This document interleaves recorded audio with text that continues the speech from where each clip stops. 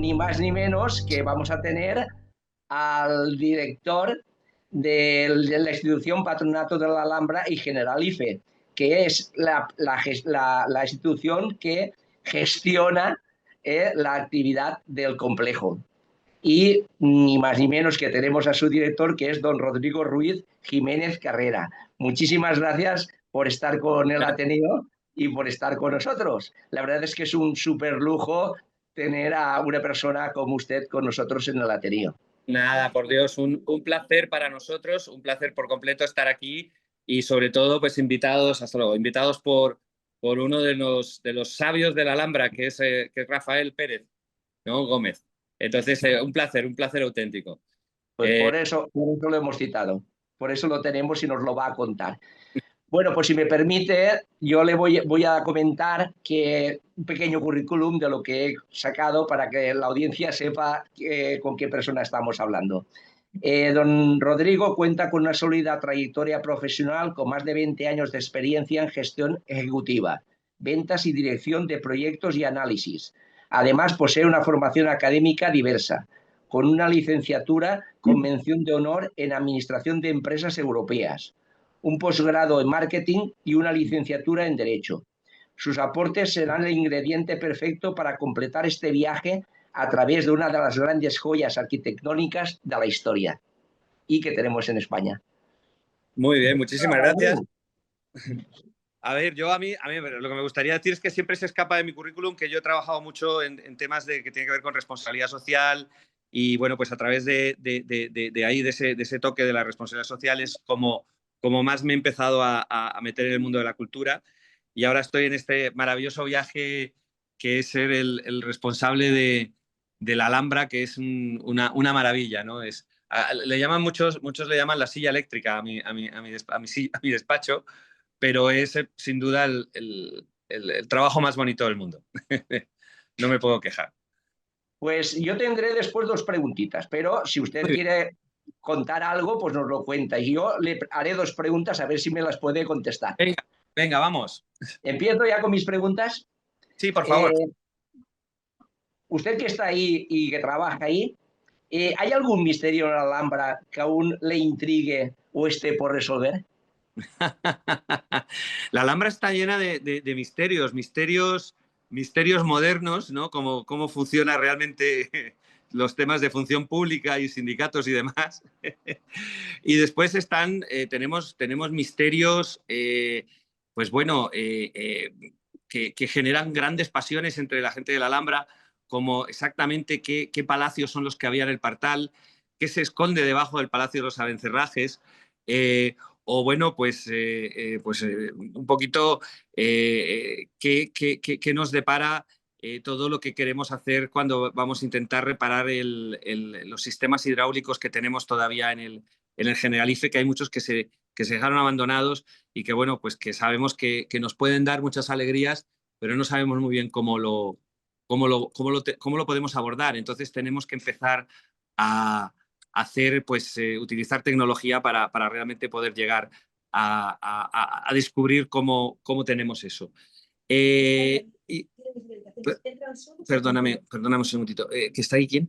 Los que te esperan. Es a las 9. Diles que me esperen, por favor. Venga. Sí. Perdonad. Entonces, bueno, eso digamos que yo creo que la Alhambra está llena de misterios y la Alhambra está llena de mensajes clave. Yo creo que una de las cosas que me enseñó el profesor Pérez Gómez es que tenemos una complejidad enorme a la hora del programa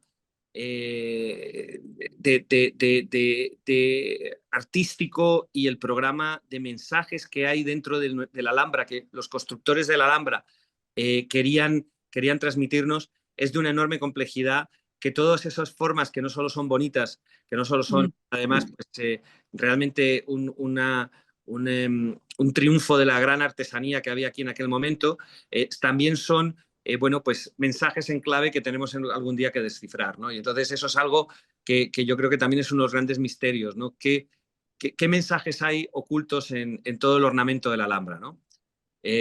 No sé, yo creo que preguntárselo a Rafa tiene probablemente mucho va a ser mucho más divertido y emocionante que preguntármelo a mí. Te lo preguntaré también. Y después, una pregunta que le tengo que hacer, no sé si me la podrá responder, es ¿qué proyecto tenemos a medio o a largo plazo que le gustaría dejar hecho? ¡Wow! Si se puede contar. No, la Alhambra tiene multitud de facetas y multitud de proyectos pequeños y grandes que tocan muchas cosas muy diversas, ¿no? Pero yo creo que si tú tienes que resumir algo que es lo más importante, a lo mejor es el plan director, ¿no?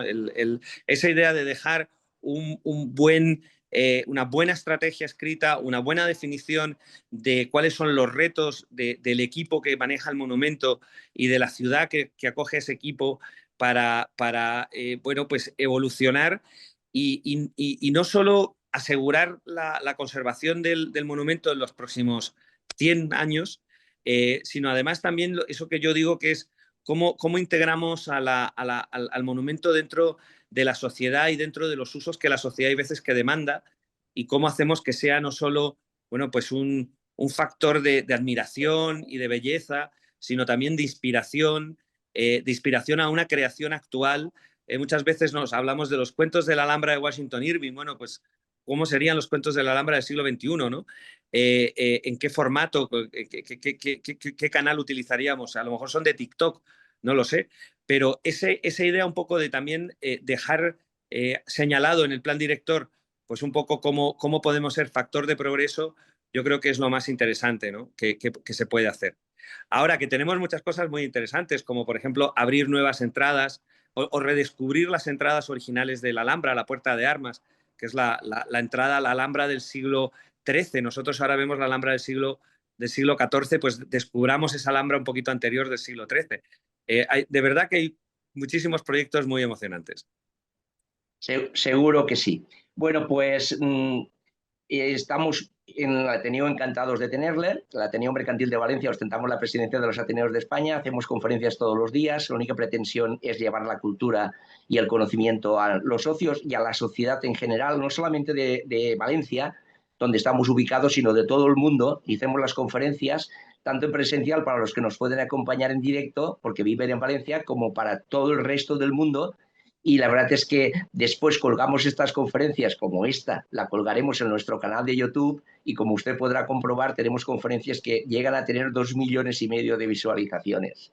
Sí, tenemos 235.000 suscriptores en todo el mundo y la verdad es que estamos súper orgullosos y súper contentos de que las conferencias del Ateneo tengan esta aceptación. Y claro, la aceptación la tienen por las personas que traemos siempre, que son las mejores, como es hoy los dos casos. Muchísimas gracias, sobre todo en el caso del profesor Pérez Gómez. Venga, un abrazo y muchísimas gracias por invitarme y por dejar pues hacer esta pequeña introducción a la conferencia Un Buen Amigo. Muchísimas gracias. Al Ateneo le está muy agradecido. Muchísimas gracias. A ustedes. Adiós. Bueno, pues la verdad es que ya habéis visto, ha sido una entrada extraordinaria y ello gracias al profesor don Rafael Pérez Gómez, que como han oído ustedes de palabra de don Rodrigo Ruiz Jiménez Carrera, pues es una persona que le hemos pedido que nos hable sobre la Alhambra y como ha dicho el director, pues no podríamos haber apuntado mejor que de lo que lo hemos hecho. Pues no veo ahora, Alfonso, al profesor, pero sí que tengo que decir un pequeño currículum de quién es el profesor doctor don Rafael Pérez Gómez. Él es matemático y profesor jubilado de la Universidad de Granada. Ha sido galardonado con el premio a la excelencia docente, con una trayectoria investigadora centrada en los grupos cristalográficos y la matemática aplicada a la arquitectura islámica. Es autor de numerosos libros, entre los que destacan Alhambra, Belleza Abstracta, del año 2019, y Granada, la Nueva Jerusalén, del año 2017. Con más de 200 conferencias impartidas en España y en el extranjero, múltiples publicaciones científicas y de divulgación y una amplia participación en documentales y exposiciones, incluyendo Los constructores de la Alhambra o la muestra El color del agua es Alhambra. El profesor Pérez Gómez es una de las voces más autorizadas para descifrar los secretos que han hecho de la Alhambra una joya universal. Y hoy lo tenemos con todos nosotros ante nuestra audiencia en el Ateneo Mercantil de Valencia. Y yo le cedo la palabra y le doy las gracias por estar hoy con todos nosotros. Muchísimas gracias, profesor. Muy buenas tardes a cuantas personas nos están escuchando. Muchísimas gracias por esta presentación tan bonita que acaba de hacer el señor Bosch.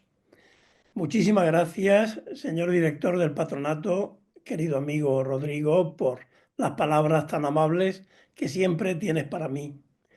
Y como es de bien nacido ser agradecido, muchísimas gracias al Ateneo por fijarse en este pobre profesor para invitarle a participar en una de sus prestigiosas sesiones de conferencias. He de decir también que se debe al buen hacer de dos buenos amigos granadinos, José Luis Delgado y José Torné. José Torné, que me acabo de enterar que pasa media vida en Valencia, y que ellos son los que dieron mi nombre para que yo esté hoy aquí. Intentaré, pues, defender el tema que les he propuesto de tal manera que les seduzca con esta Alhambra maravillosa que enamora a cualquier persona que se acerca a ella. Si me permiten, pues voy a compartir la pantalla para empezar mi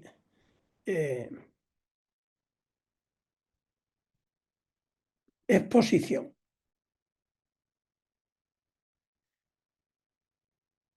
Hay una Alhambra que ha enamorado a todas las personas que se han acercado a ella, como decía antes. Poetas de todos los tiempos, utilizando el excelso lenguaje de la poesía, han dicho: Granada es una novia que está desposada y cuya corona es la Sabica. La Sabica, les he de decir que es la colina sobre la que se asienta la Alhambra y cuyas alhajas y vestiduras son las flores. Su trono es la Alhambra, su espejo la faz de los estanques y sus arracadas los aljófares de la escarcha. Este es un pequeño poema de Ibn Samrak, uno de los poetas de la Alhambra, a los que después me referiré.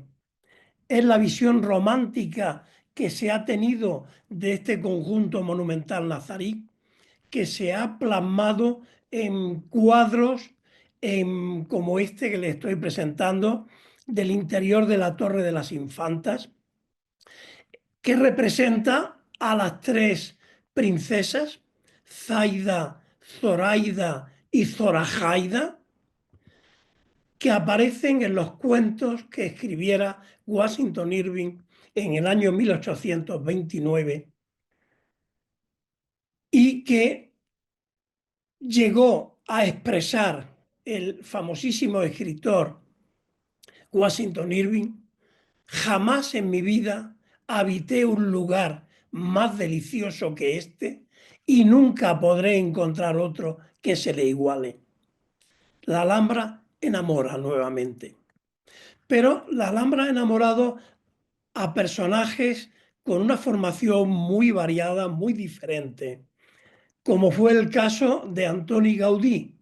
Antoni Gaudí, siendo aún primerizo en su estudio en arquitectura, ya escribió en su manuscrito de Reus aquello de: analizando dibujos de la Alhambra, he visto que, y dibujaba una serie de formas geométricas que había encontrado en alguna decoración alhambreña, repito, antes de ser arquitecto.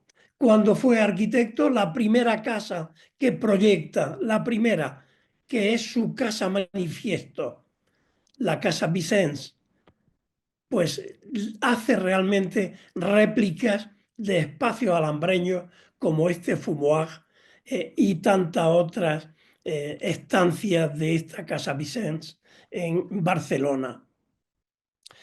La Alhambra tuvo una visión romántica que hizo que algún conservador pues se enamorase de una arquitectura islámica que no era la propia del conjunto nazarí y le colocase esos templetes con cúpulas semiesféricas, con esa cerámica de color que están viendo en esta tarjeta postal del año 1907.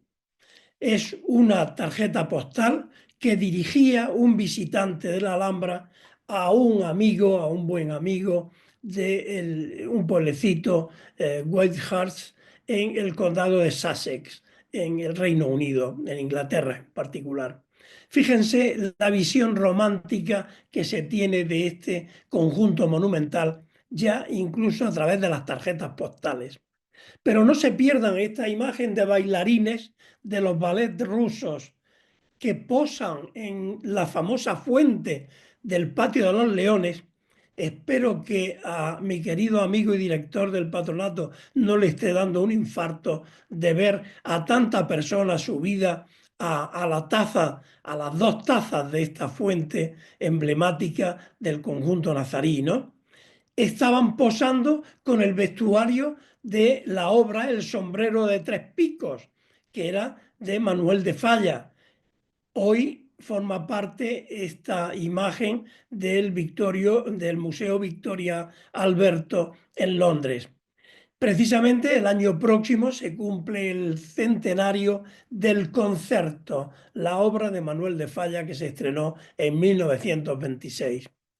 Pero también hay pintores, como es el caso de Sorolla, de Joaquín Sorolla, un valenciano universal, ¿no? Que dibujó, pintó en óleo sobre lienzo esta maravillosa obra que se llama El ciprés de la sultana. Es uno de los patios del Generalife en donde hay un ciprés que por cierto está seco, pero se mantiene y se conserva porque se dice que bajo ese ciprés tuvieron lugar los amoríos de una sultana con un caballero a bencerraje.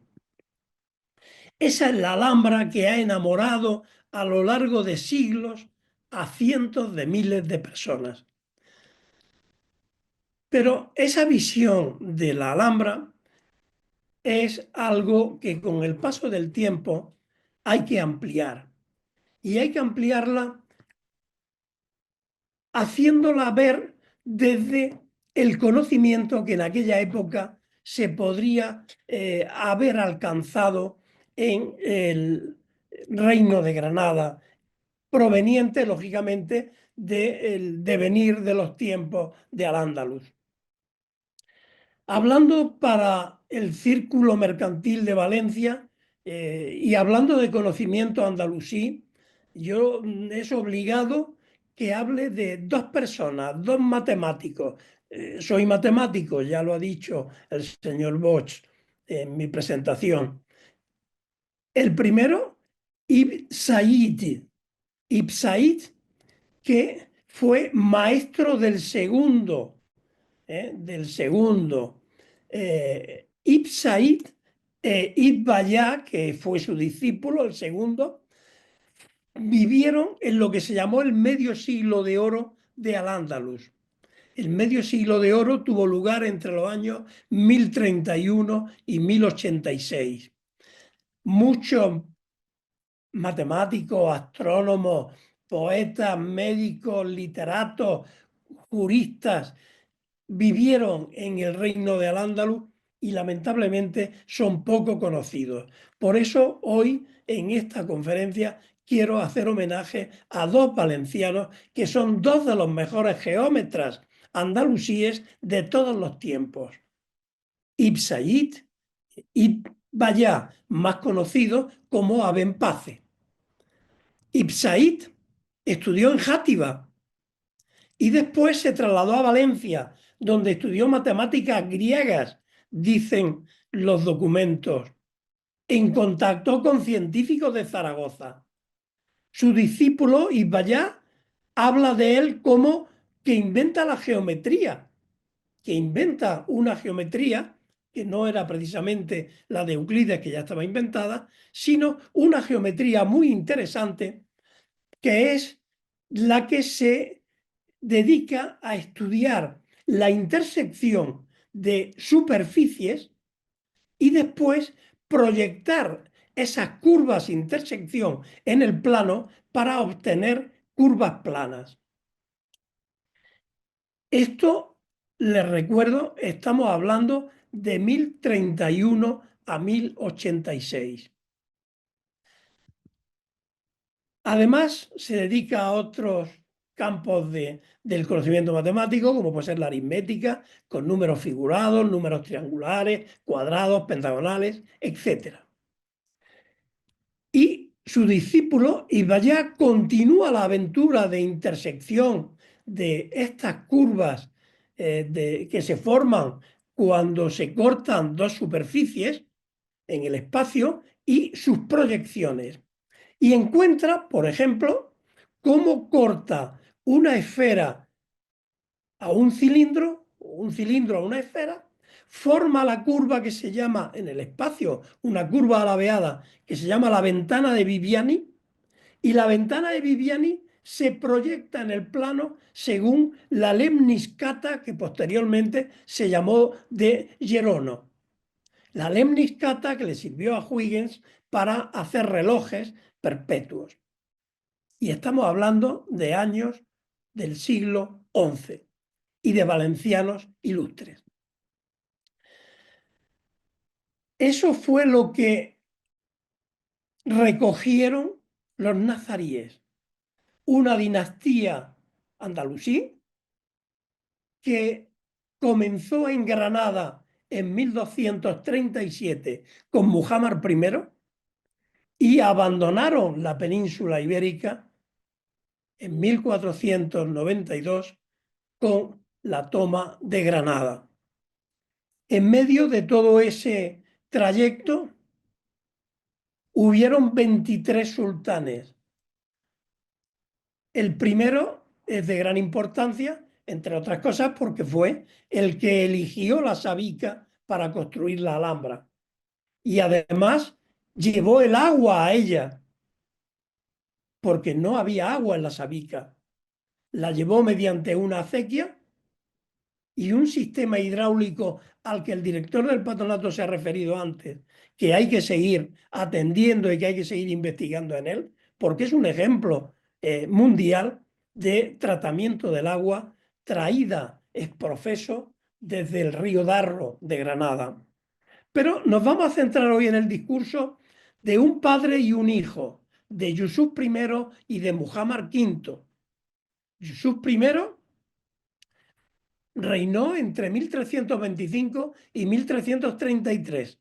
Muere muy joven porque lo asesinan al salir de la mezquita, después de hacer el último de los rezos, cerrando el Ramadán. Y Muhammad V, su hijo, que tuvo dos periodos en su reinado. El primero accedió a él con 16 años y duró en él muy poco tiempo, solo 6.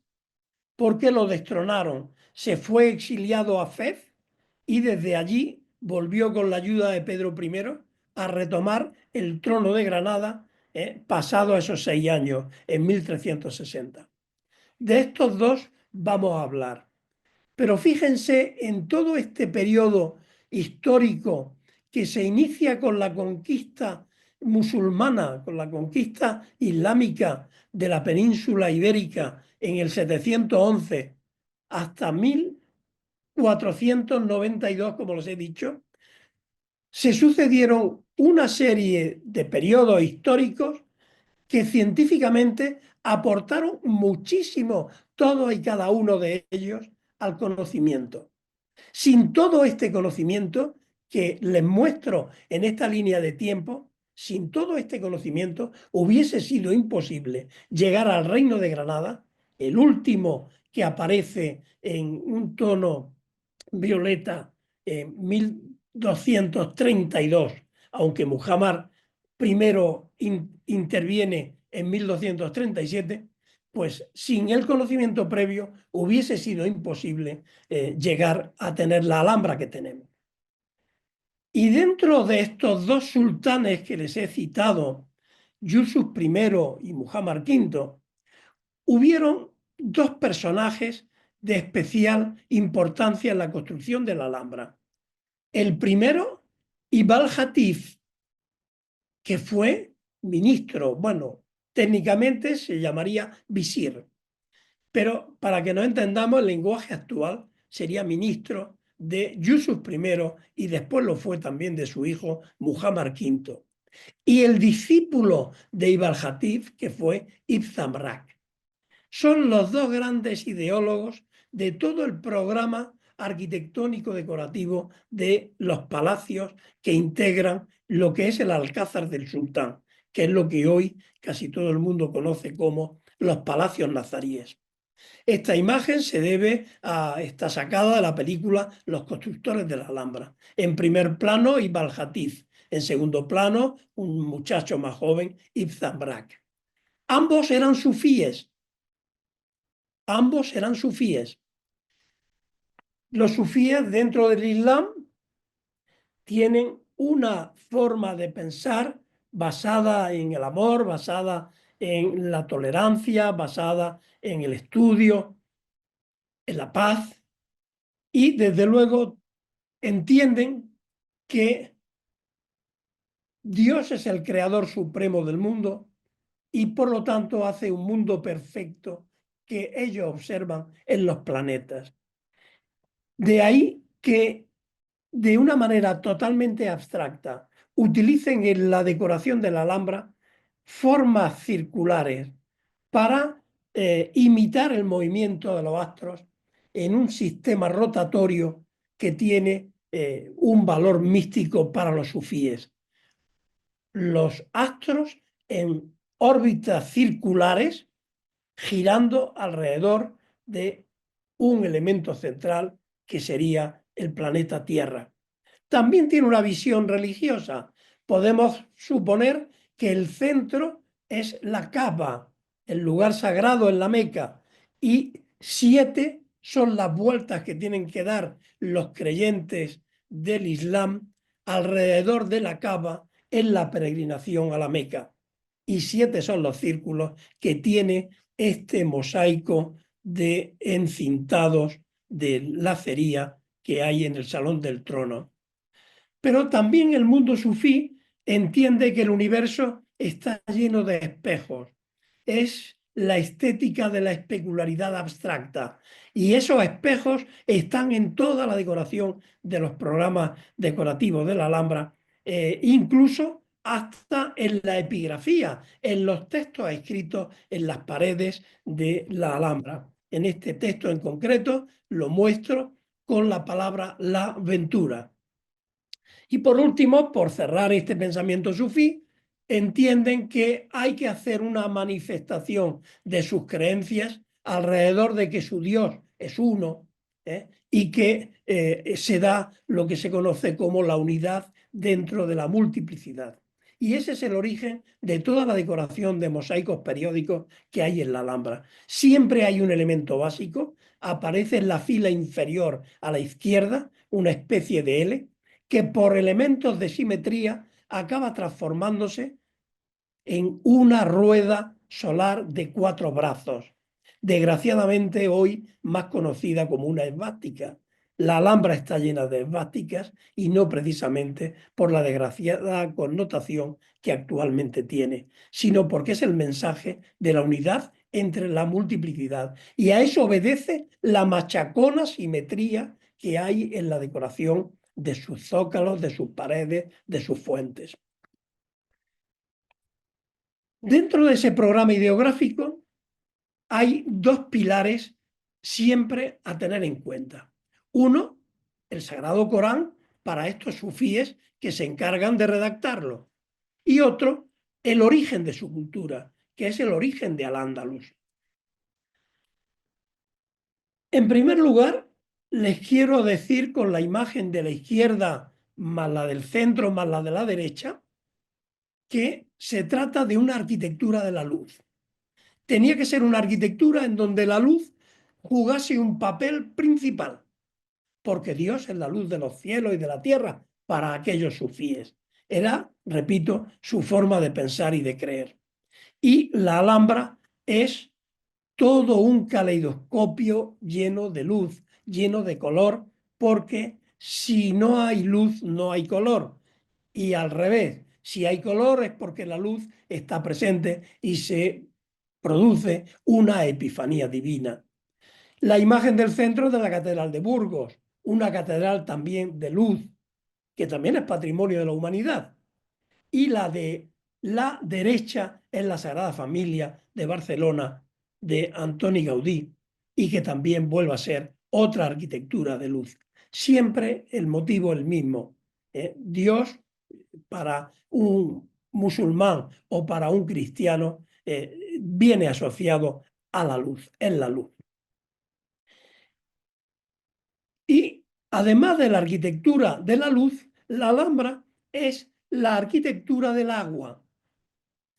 Como les decía al empezar, Muhammad I trae del río Darro mediante la acequia real a un paraje que no tenía este recurso natural, trae agua, trae mucha agua y la incorpora a la arquitectura. Y la incorpora de tal manera que forma parte del espacio habitable. Entonces, esos espejos que yo mostraba antes en la caligrafía, también son espejos de agua, espejos que engrandecen la arquitectura. Ya se ha dicho, junto con los jardines del Generalife, fue inscrita en la lista del Patrimonio Mundial en 1984 por representar una realización artística única de la humanidad y constituir, un extraordinario ejemplo arquitectónico que ilustra la etapa de presencia islámica en España. Entonces, siguiendo lo que decía al comienzo, los dos pilares de este programa ideográfico para la arquitectura, el Corán dice, él los recompensará por todo lo que soportaron. Un jardín del paraíso, se entiende, y vestimentas de seda, reclinándose allí en sus tronos. No encontrarán ni en el calor del sol ni frío severo, y su sombra caerá sobre ellos, y sus racimos de fruta colgarán bajo a su alcance, y se les servirá con vasijas de plata y copas como el cristal, claras como el cristal, elaboradas de plata, deciden la medida de la bebida.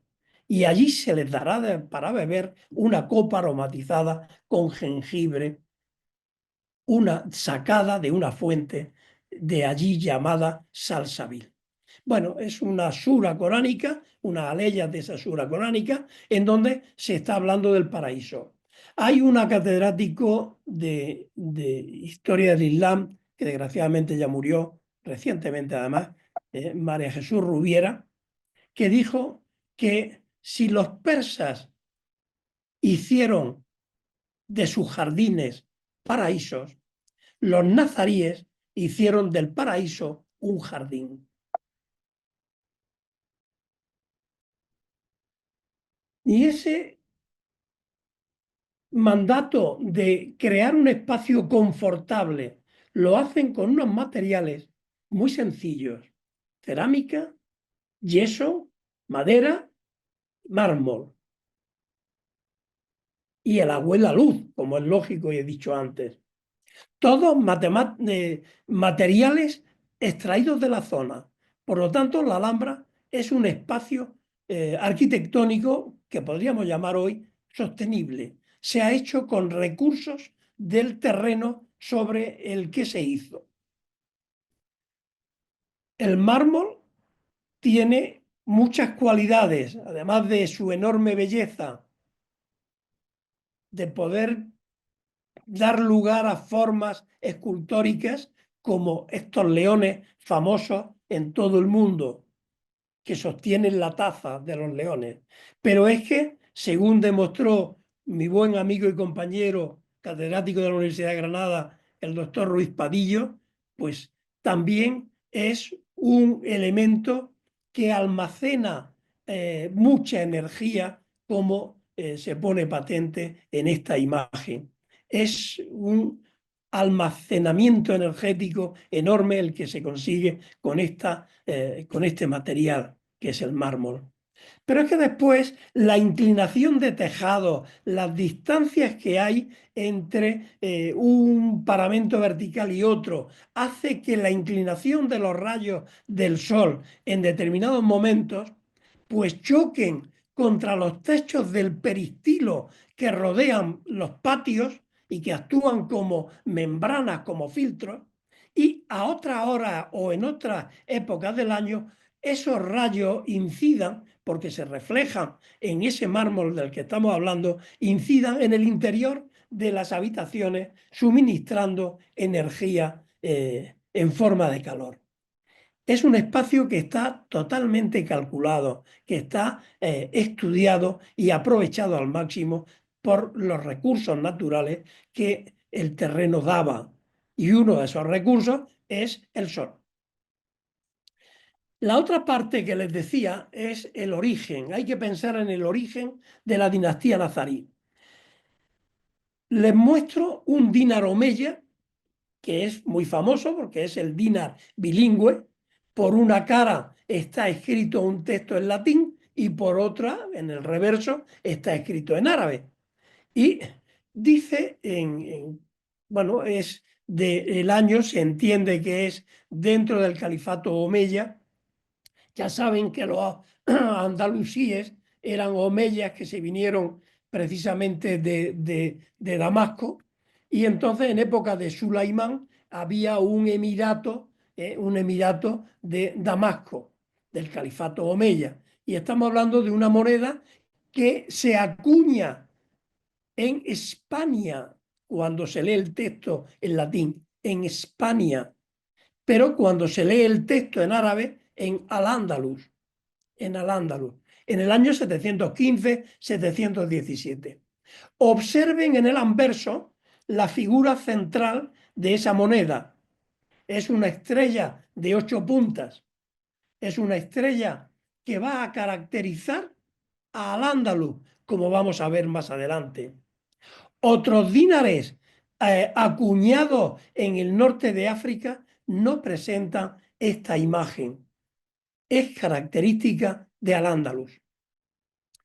Cuando ya estamos en el califato de Córdoba, con Abderramán III, en el año 942, vuelve a repetirse esta imagen dentro de una de las caras del dirham acuñado por Abderramán III. Esta imagen está asociada a Al-Ándalus y los investigadores sobre este tema aseguran que se debe a que sobre el territorio de Al-Ándalus se levantaba Sperus. Por eso llamaban Hispania. El territorio donde se levanta es Perus, y Sperus es Venus. Es una de las formas de llamar a Venus. Espero es el lucero vespertino.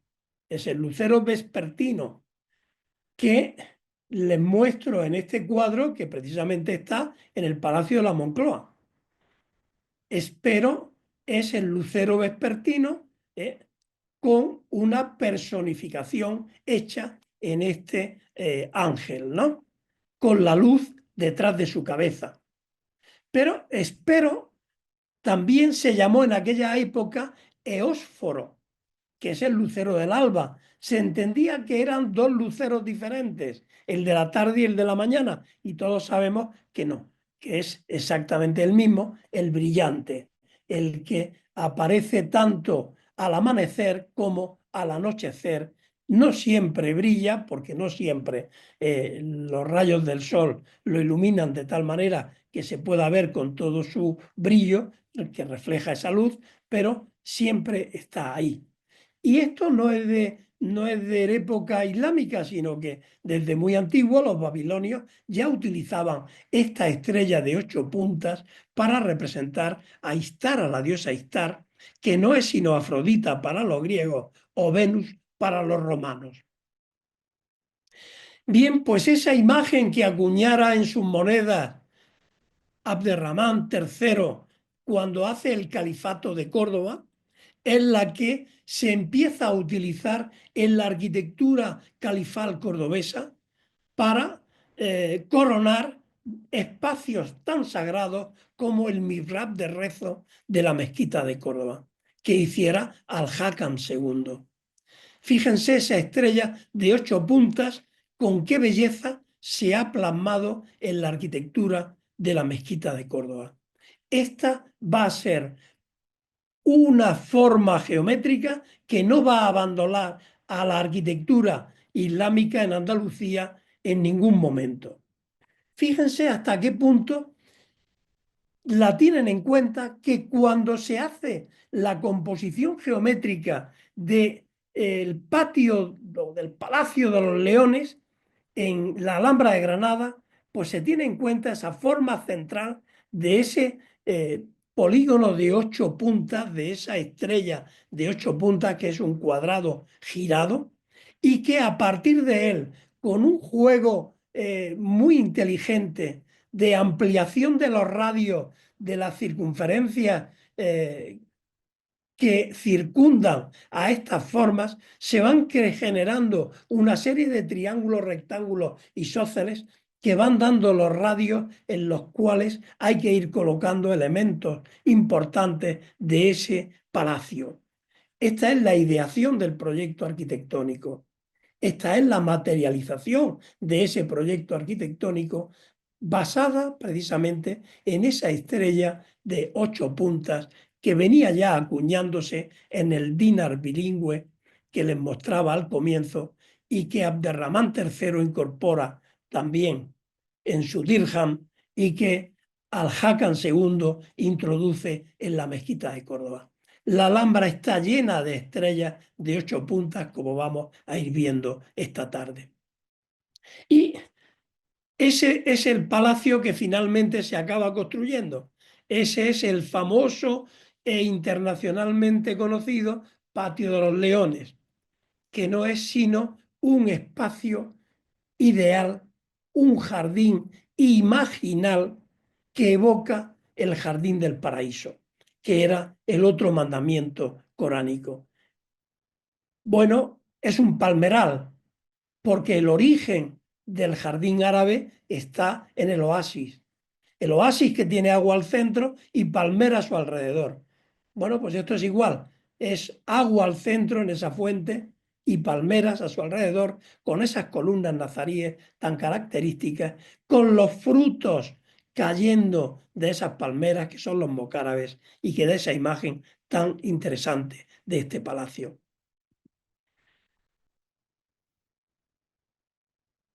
Esta arquitectura forma parte de lo que se conoce como el poder nazarí, esa arquitectura del poder. Y en ella tiene que estar presente la idea de microcosmos y macrocosmos. Me voy a explicar. Ibn Arabi, que fue un místico sufí murciano, nació en Murcia aunque murió en Fez, sostenía que las formas del mundo surgen de las de los astros. De ahí el poder de estos sobre las acciones humanas. Y decía Ibn Arabi, el ser humano es un microcosmos y el cosmos es un macroser humano. Las formas de las figuras surgen a partir de los cuerpos celestes, etcétera, etcétera. Ese es el origen de una forma arquitectónica que se conoce como Quba, que la he materializado de una forma muy simple en el dibujo que hay en la parte inferior derecha de la pantalla. Es básicamente un paralelepípedo recto, un cubo en el caso más regular, cubierto por una semiesfera. De el término cuba ha salido la palabra española alcoba, porque en árabe es alcuba. Alcuba es alcoba. Y en la Alhambra se ha reflejado esta forma que decía Ibarabi en todo y cada uno de sus espacios importantes. Les muestro el Salón del Trono del Palacio de Comares, que es una cuba, como están viendo. Hay una parte en yeso. Bueno, esta imagen la hacemos con nubes de puntos y me permite invertir el espacio. Es decir, lo que están viendo ustedes por fuera realmente es el interior del Salón del Trono. Pero fíjense qué imagen tan potente que da lugar a que se vea perfectamente la diferenciación del cubo con... No es una semiesfera, es una armadura de madera formada por dos pirámides truncadas que se unen para representar un cielo estrellado. Qué mejor unión de el microcosmos, que es la Tierra, con el macrocosmos, que es el universo. Y ese interior que sería el universo es un cielo estrellado que está formado por 8017 tablillas de madera coloreadas que están formando 7 niveles que se corresponden con los 7 niveles del paraíso del Islam y un octavo nivel que es la parte central, que sería el trono de Dios. Todo esto es una representación de sus creencias religiosas en cuanto al paraíso islámico se refiere. Abajo, el trono del sultán. Es una manifestación clara de la protección de los cielos al poder político religioso en la tierra. La gran cuba real del Palacio de Comares, el Salón del Trono. Pero si nos vamos al Palacio de Leones, hay la cuba mayor, no es real porque no hay un trono, la cuba mayor que es la sala de dos hermanas. Sala de dos hermanas que también represento con nubes de puntos porque me permite hacer el análisis geométrico para que vean cómo tenemos el cubo y en este caso la variante con un tambor de luces que es intermedio, es un prisma de base octogonal en cuyas caras están las ventanas que iluminan el interior y de nuevo volvemos a tener una cubierta, en este caso de mocárabes, con los 7 cielos que representan el paraíso del Islam. Es realmente algo espectacular esta cubierta de mocárabes, como se ve en la imagen que les estoy presentando en este momento. Espectacular. Arquitectura de la luz, arquitectura del poder, arquitectura con un mensaje religioso y formas geométricas muy sencillas.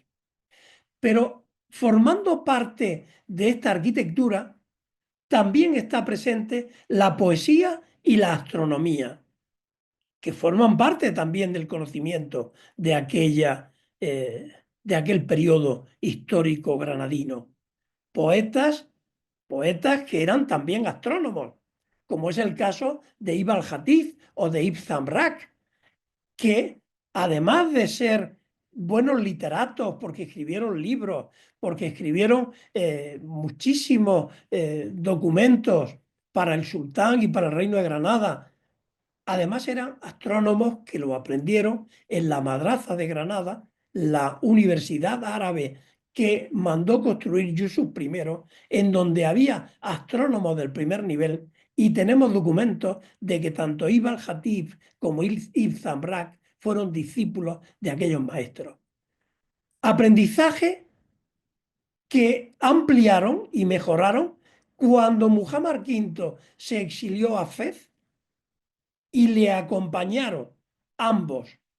Y en Fez siguieron aprendiendo las ciencias especulativas, como se llamaba en aquel momento, las ciencias especulativas, es decir, aritmética, música, geometría y astronomía.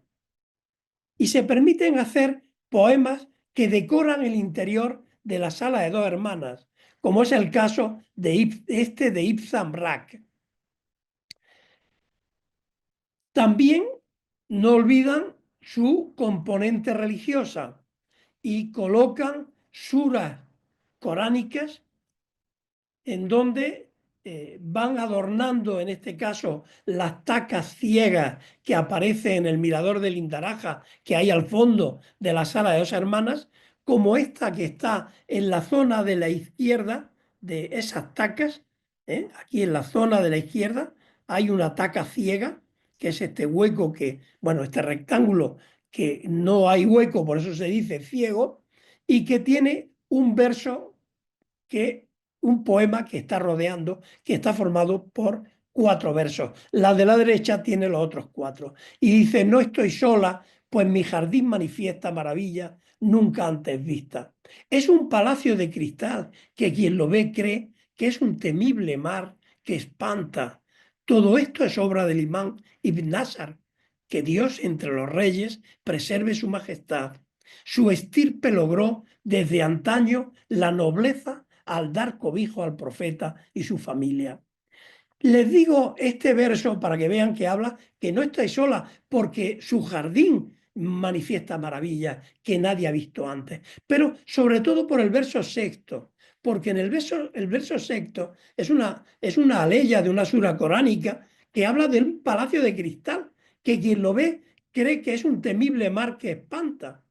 Y un estudioso de este tipo de epigrafía, la Fuente Alcántara, sostiene que esta aleya 44 de la sura 27 del Corán está reproduciendo lo que Salomón hizo vivir a la reina de Saba cuando fue a visitarle, que le colocó un mar de cristal bajo sus piernas para intentar que se reflejaran esas piernas en ese espejo que le había puesto debajo y comprobar si realmente era una mujer diabólica, porque sus consejeros le habían dicho que el intelecto de la reina de Saba no regía bien y que tenía las piernas como las patas de un burro.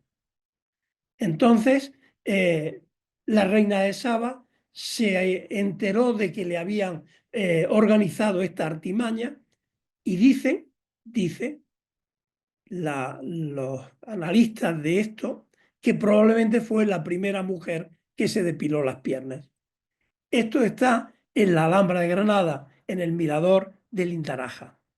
Pero el poema que les voy a leer de Ibn Samrak en la sala de dos hermanas habla de el cielo de Granada en un atardecer, que es un espectáculo de la luz y refleja la visión que él tiene, que el poeta tiene, acerca de la cosmogonía, la cosmología y la cosmovisión. El poema dice así: yo soy el jardín que con la belleza ha sido adornado. Contempla mi hermosura y mi rango te será explicado. Por mi señor el imán Muhammad rivalizo con lo más noble por venir o ya pasado. Por Dios, su hermoso edificio supera por ventura a los demás que hayan sido construidos. Cuánta amenidad hay en él para la vista, cómo el alma del benévolo realiza allí sus deseos. 5 pléyades que lo protegen tiene, y la lánguida brisa en él sublime se vuelve. Allí está la espléndida cúpula, sin igual, cuya belleza oculta y manifiesta verás. Orión le tiende la mano para saludarla, y la luna llena se le acerca para conversar. Las brillantes estrellas quieren quedarse en ella, dejando en el cielo de girar, y en sus 2 patios presentarse para servir y complacer, mejor que las esclavas, al sultán. Extraño no es que a los luceros dejen en lo alto y rebasen el límite fijado. dispuestas a servir a mi Señor, pues quien al grande sirve, grandeza recibe. Con la cúpula tal esplendor alcanza el aposento, que el palacio a competir llega con el firmamento. Y continúa el poema. Fíjense que habla de astronomía, habla de las 5 Pléyades, habla de Orión, habla de que Orión tiende la mano a la luna para saludarla porque se acerca a Orión para conversar y los luceros quedan en lo alto. Fíjense que yo he hecho con un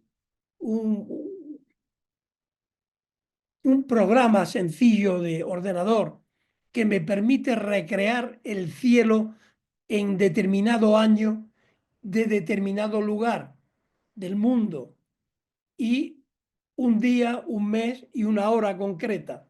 Yo lo he hecho en Granada en el año 1377. En el mes de mayo, el día 8, a las 7:20 de la tarde aproximadamente. Y fíjense qué cielo había en Granada en esa época. Tenemos a Orión. Orión lo tienen en la parte mitad inferior a la izquierda.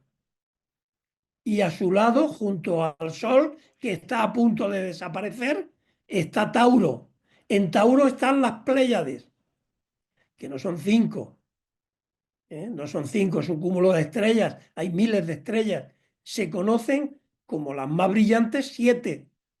Pero el poeta alude a 5 Pléyades porque Muhammad V tenía 5 hijos y lo está equiparando con la belleza de esas estrellas. Muhammad V fue el que construyó el Palacio de los Leones y probablemente se hizo alrededor de los años 1370-1380 la construcción de ese palacio. Por eso he elegido 1377.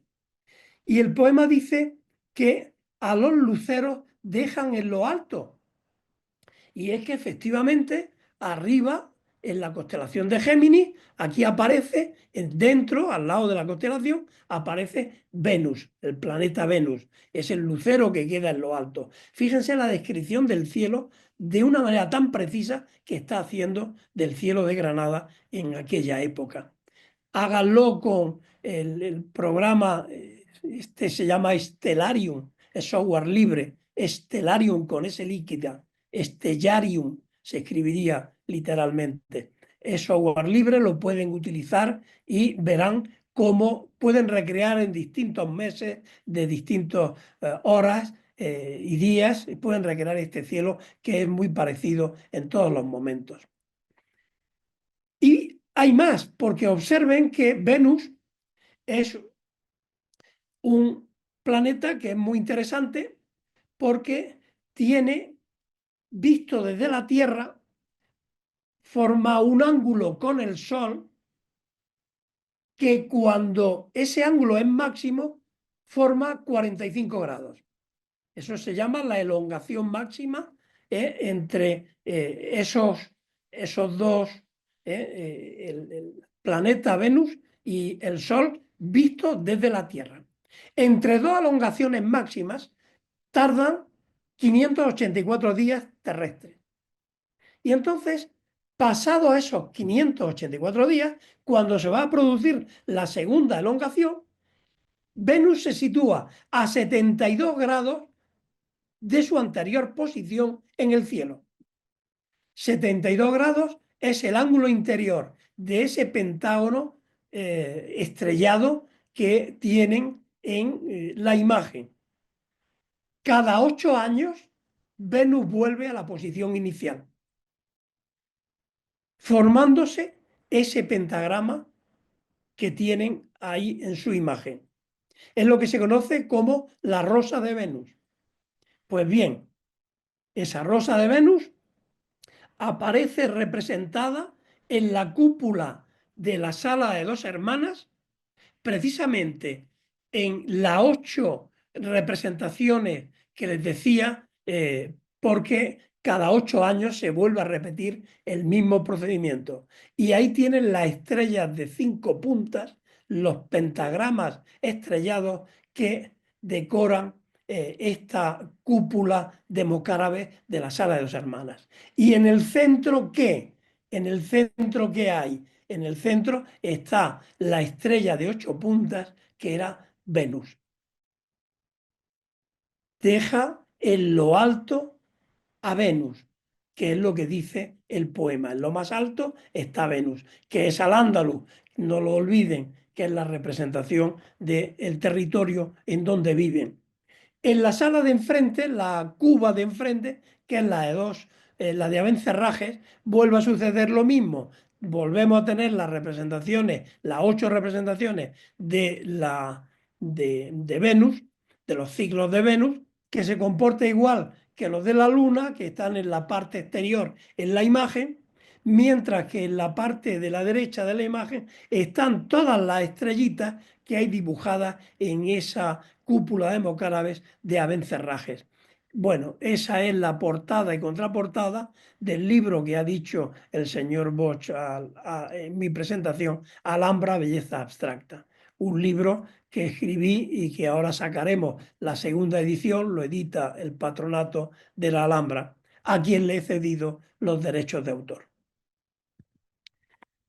Hay una estética, además de todo este programa ideográfico, hay una estética que tiene que lograrse en toda la arquitectura alhambreña. Una estética que además tiene que ir acompañada de unas medidas para ir plasmando unos patios, unas cubas, unos techos, etcétera, etcétera.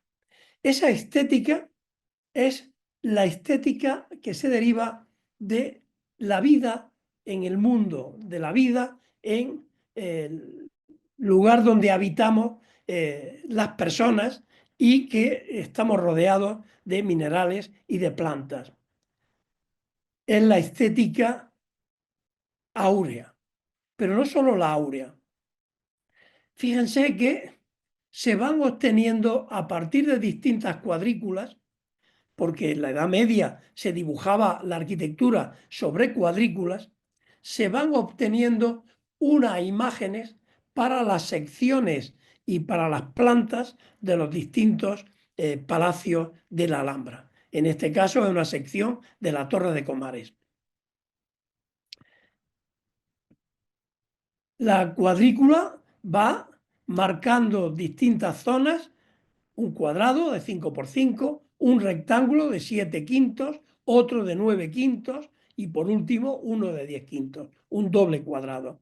Bueno, pues esto está asociado a unas construcciones con regla y compás. El cuadrado 5,5 es un cuadrado de la unidad, el cuadrado 7 quintos con un compás sería la raíz cuadrada de 2 y así la de 3 y la de 4. Bueno, pues todo esto es lo que se logra para hacer el proyecto de esta gran torre, que es la Torre de Comares, el lugar más importante del Palacio de Comares, porque es donde está el trono del sultán.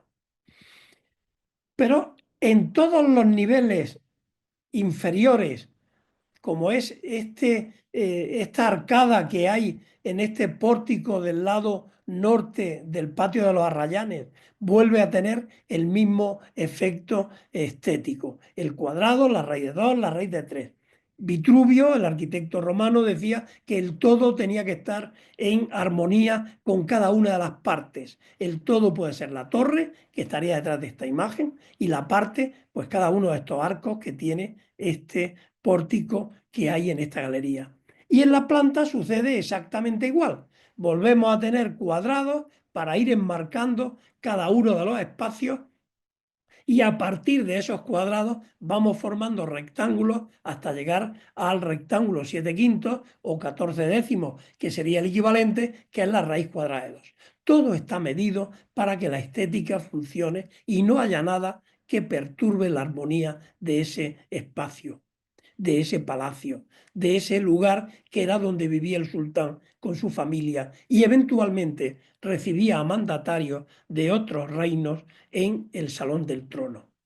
El palacio entero está hecho con rectángulos raíz cuadrada de 2.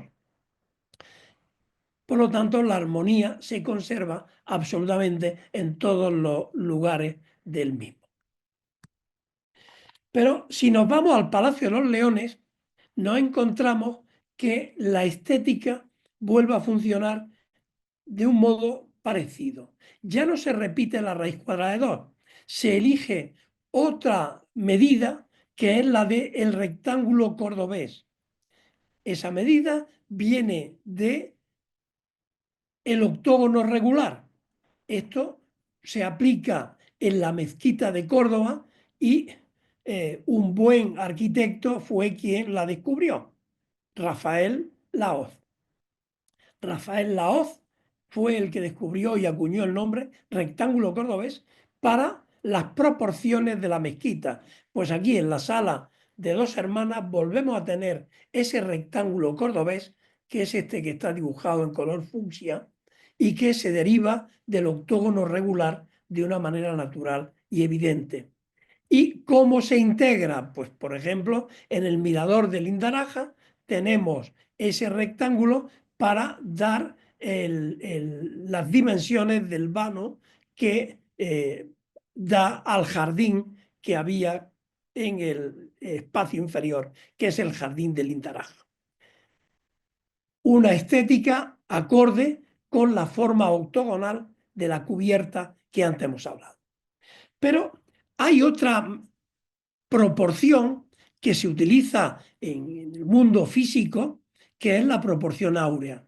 Esa proporción áurea la llevamos las personas en nuestro cuerpo. Nuestro ombligo divide a nuestro cuerpo en dos partes, que si se divide la longitud de la mayor entre la menor, aparece un número que es aproximadamente 1,6, el número de oro.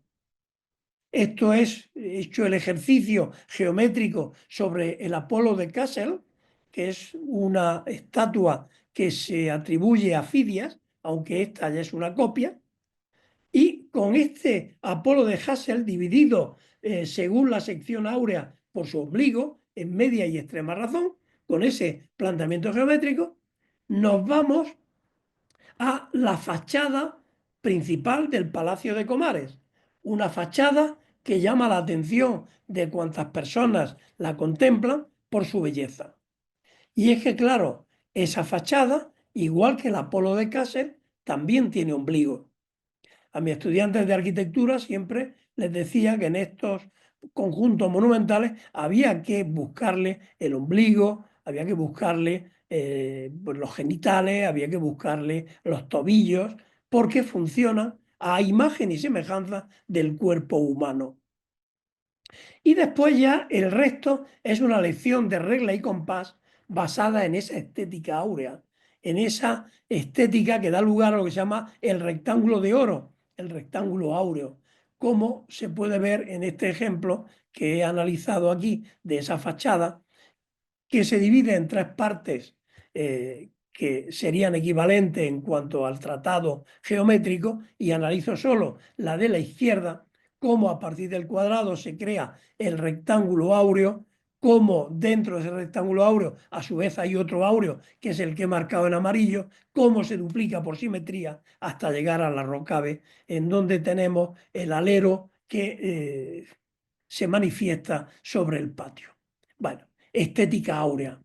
Pero esa estética áurea también se da en el Palacio de los Leones, porque los arquitectos de esa fachada de Comares fueron los mismos del Palacio de los Leones. Eran los arquitectos de Muhammad V, que ya en 1369 gana una batalla en Algeciras a las tropas cristianas y manda, en conmemoración de aquella victoria, manda a construir esa fachada que les he mostrado antes.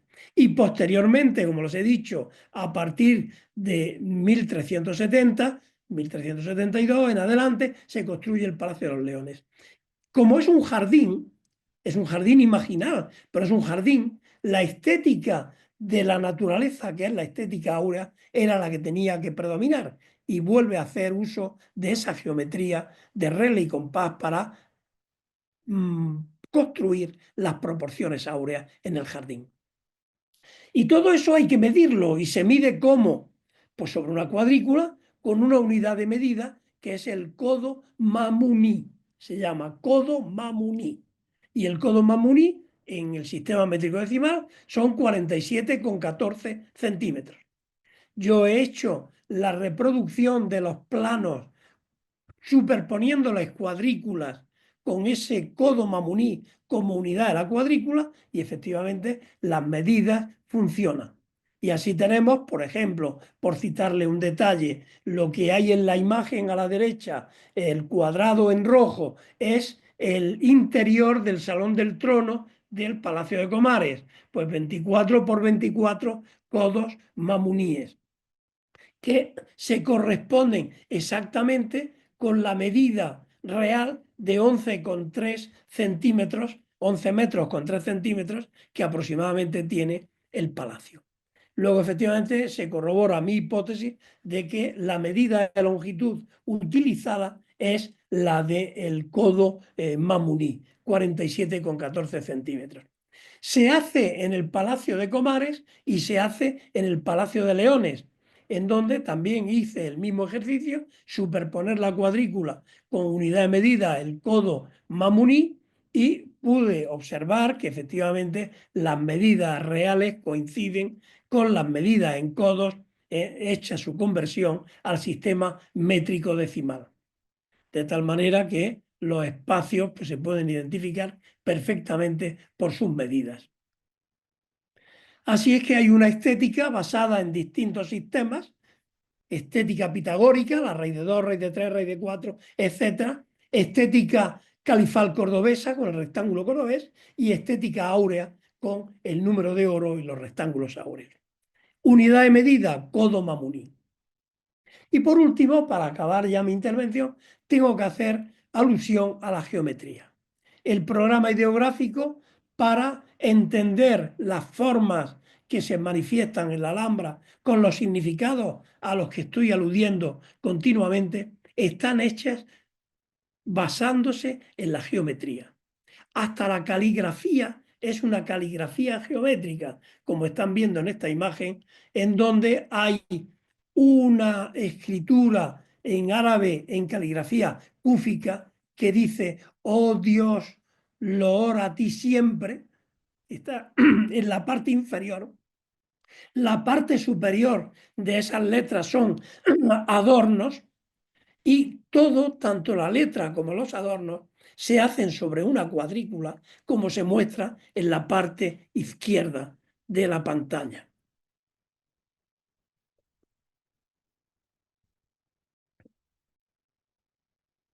La geometría tiene una parte que se llama astronomía. Es la geometría de la esfera celeste. Es la geometría que nos permite entender la posición de los astros. Y para construir la Alhambra había que utilizar este conocimiento astronómico para orientar unos espacios muy particulares que eran obligados en toda la arquitectura áulica, en toda la arquitectura palatina, que son los mihrab de rezo. El mihrab de rezo, como probablemente sepan todos ustedes, tienen que estar orientados hacia la Meca, para rezar siempre orientados hacia la Meca. Y eso, pues bien, había un conocimiento popular que más o menos indicaban, según el lugar, hacia dónde tenían que orientarse para rezar, pero cuando se trata de arquitectos de primera magnitud, se hacen cálculos bien complejos, como este que les muestro en esta imagen, con trigonometría esférica, que ya conocían, como es el caso del jienense Ibn Muad, que en el siglo XI escribió un tratado de trigonometría esférica del que se conserva una copia en la Biblioteca del Escorial, en la colección de manuscritos árabes. Y estas fórmulas que ven aquí eran fórmulas conocidas por los andalusíes a partir del siglo XI y en particular por los nazaríes ya en los siglos XIII, XIV y XV, que son los que no ocupan en el Reino de Granada. La quibla, que es la dirección del meridiano que pasa por Granada y la Meca, esa dirección del meridiano se calculaba con fórmulas de trigonometría esférica y marcan aproximadamente una dirección de 101 grados. Pues bien, hay aparatos, instrumentos astronómicos bellísimos, característicos de esta época, que se llaman astrolabios. Con los astrolabios también se podía buscar esa dirección sagrada de la Meca. Y este que les muestro, pues es de un astrolabio que está en la Real Academia de la Historia en Madrid, de un granadino ilustre de 1294 que se llamó Ibn Bashú. Ibn Bashú hizo astrolabios maravillosos con los que se puede calcular la quibla perfectamente, pero no al lugar por falta de tiempo, ¿no? Lo que sí que les diré es que el oratorio que hay en la Torre de Comares, el oratorio privado del sultán, que tenía junto al espacio donde estaba su trono, ese es el mejor orientado que hay en toda la arquitectura de la Alhambra. El oratorio de la Torre de Comares, que es del siglo XIV. Los distintos oratorios que había en mezquitas de Granada o en otros palacios de la Alhambra, pues tienen orientaciones que pueden más o menos desviarse en algunas ocasiones bastantes grados con respecto a la dirección moderna de la quibla. Conocían perfectamente la geometría de la que se derivaba la astronomía. Y por último, una de las cosas que más llaman la atención en la Alhambra es la decoración de sus mosaicos. Yo tuve la suerte de poder estudiarlo durante un tiempo y llegar a una conclusión que ahora les voy a comentar. Fíjense que estamos en el patio de los Arrayanes, el patio principal del Palacio de Comares, del que veíamos antes el reflejo de su arquitectura en la alberca. En el fondo norte, lateral derecho o izquierdo, hay unos espacios de descanso, de recreo, se llaman iguanes. En cualquiera de ellos hay una decoración cerámica muy llamativa que llama poderosamente la atención a cuantos la observan. Está formada por una técnica que se conoce como del alicatado. ¿Qué es la técnica del alicatado? Pues dar forma a unas piezas hechas en cerámica de tal manera que después, claro, encajen perfectamente y formen el zócalo. Les voy a mostrar qué geometría hay para hacer ese alicatado. Espero que lo puedan ver. Estoy abriendo una aplicación y espero que puedan verla en unos segundos porque es interesante. Para llenar el plano con piezas poligonales que no dejen huecos ni produzcan solapamientos, solo hay tres posibilidades si se utilizan polígonos regulares: triángulos equiláteros, cuadrados o hexágonos regulares. Pues bien, si llenamos el plano con triángulos equiláteros, este sería el mosaico, el que están viendo en pantalla. Lo que sucede es que, evidentemente, es un poco aburrido poner un mosaico a base de triángulos equiláteros. Y entonces se le ocurre la genial idea de darle cortes a ese triángulo equilátero de tal manera que una parte del triángulo la llevo a otra y formo un alicatado. En este caso, le hemos dado nombre hace tiempo, le llamamos la pajarita nazarí. Sigue siendo la misma superficie, porque no he quitado ni he puesto nada, pero he cambiado la forma completamente. Y esta pajarita nazarí es la base del alicatado, del mosaico de alicatado que tienen en esos iguanes que hay en el fondo norte del patio de los Arrayanes.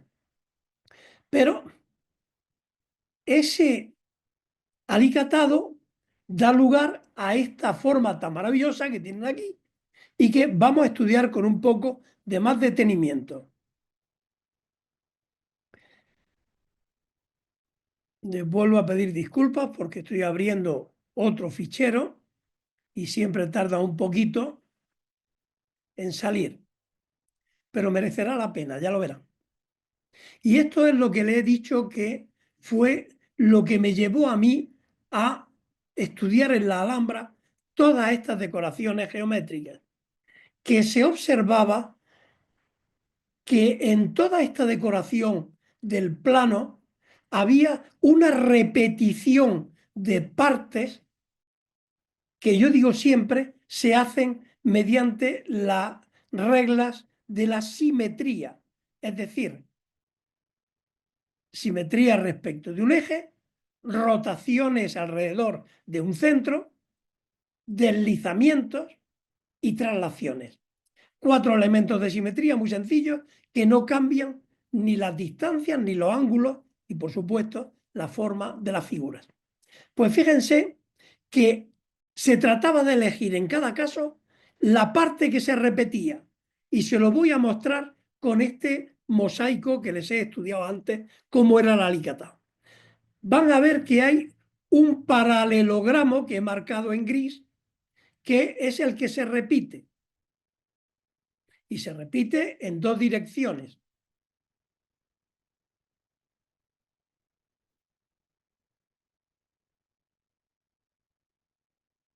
En 2 direcciones independientes en el plano. Por lo tanto, como matemático, a mí lo que me interesaba es estudiar cuál es la zona que da origen a todo el diseño, porque si de repetir se trata, pues no hay ningún problema. Repitamos todo lo que se quiera. Pero dentro de ese paralelogramo, yo observo que hay 4 rombos que más o menos funcionan igual. Me centro en el primero de ellos. Y en el primero de ellos observo que puedo hacer una construcción geométrica que se conoce como la flor de la vida, que la tienen en imagen ahora mismo, y que me permite crear la forma del alicatado que les he mostrado antes. A partir de ahí lo decoro con un hexágono estrellado y voy cambiando el color de los alicatados, completándolo con otro hexágono convexo. Bueno, pues con esos elementos ya es repetir, cambiar de color y evidentemente la franja que he marcado es la que se va a repetir. Recuerdan que al comienzo les decía que trabajaban sobre la unidad, porque Dios es uno, y la multiplicidad que se repite. Bueno, pues esto es lo que a mí matemáticamente hizo que me acercara a estos mosaicos y darme cuenta de lo siguiente: solo hay 17 formas, estructuras básicas posibles. Estructuras básicas posibles. Después, cada una de ellas tiene infinitas creaciones artísticas, pero solo 17 básicas, que se corresponden con lo que científicamente se llaman grupos cristalográficos planos. Y los grupos cristalográficos planos son los que equivalen en un mundo bidimensional a los cristalográficos tridimensionales, que son con los que cristalizan los minerales en el mundo físico, que son 230 modelos. Pues los 230 modelos espaciales se reducen a 17 en el plano. Mi sorpresa fue que los 17 están representados en la Alhambra de Granada. Evidentemente, ellos no tenían este conocimiento, porque este conocimiento lo hemos tenido los científicos a partir de disponer de rayos X y ver cuál es la estructura interna de los cuerpos como los minerales. ¿Cómo lo hicieron? Pues a base de ensayo y error.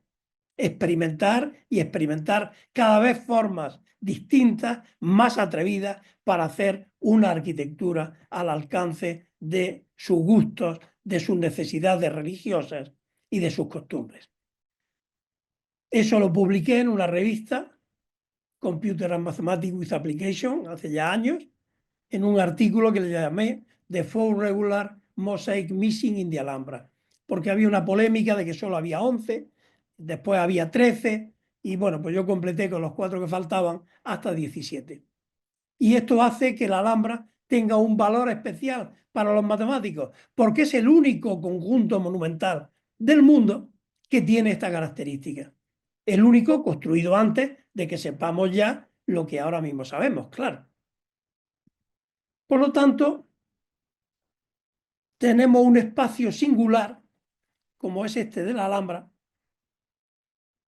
que, sin lugar a duda, hace buena la frase, de nuevo, de Ibn Rak, con la que me despido de ustedes, que Ibn Rak dejó escrito en su Diwan, su libro de poemas: este es el espléndido paraíso de la felicidad al que ningún morador abandona. Muchísimas gracias por su paciencia y espero que haya sido de su interés esta presentación mía. Gracias.